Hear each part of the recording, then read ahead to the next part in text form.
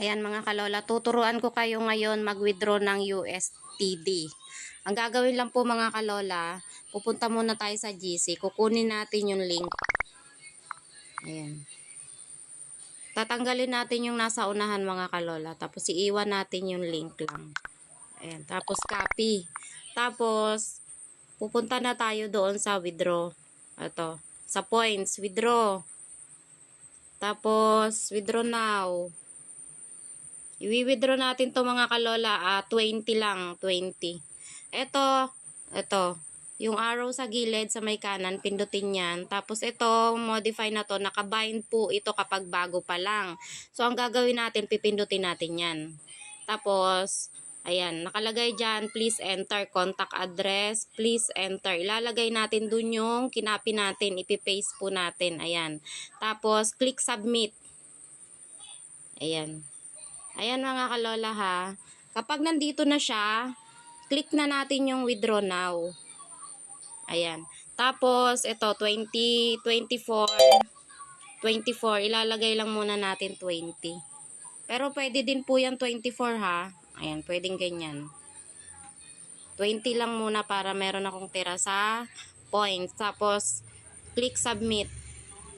Tapos, confirm. Ayan mga kalola. Nagbawas na po siya dito. Konti lang ang bawas nito mga kalola kasi ang USTD mataas ang palitan. Ngayon, mababa lang ang ibabawas ni Popo doon. Kaya wag po kayong magda-direct sa GCash. Kailangan padaanin po natin sa USTD. Tapos mga kalola, dito nyo makikita yan sa message. Ito po, sa baba. Ayan, i-click nyo po yan tapos hanapin nyo yung withdraw. Ayan. Ayan mga kalola, ito yung reviewing. Maya-maya mga kalola, may kasunod pa yun ang ipapasa sa GC. Yung kasunod po nito, sandali lang po yan, mga minutes lang. Balik muna tayo, refresh. Ganyan lang po. Tapos, balik ulit tayo kay Popo. Minuto lang yan mga kalola. Kapag natanggap na yung pangalawa, hihingi na po kami ng GCash number nyo at kami po ang magsisend nun. Hindi po ito scam mga kalola ha. Ito po ay legit. Kaya kapag sa amin po kayo nagpa-cash out, legit po na isisend namin sa inyo sa GCash.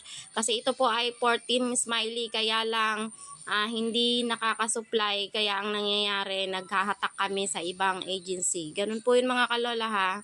Ayan, yung pangalawa, antayin natin. Ito yung mga kalola, ang pangalawa. Ito sa baba. Click nyo yung check for details. Ito sa baba. Ayan.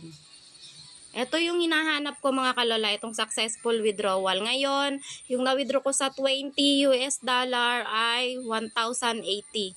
So, ang 10 ay 140. Yun mga kalola ha. Pakisunod lang po ang guide. Tapos may nakalagay po dito na USTD. Diba po pag nagwi-withdraw tayo, ang nakalagay dito ay GCash. Ito po USTD. Tapos hihingi na po ako sa inyo ng GCash number. Ganun lang mga kalola ha. Salamat po. Bye-bye po.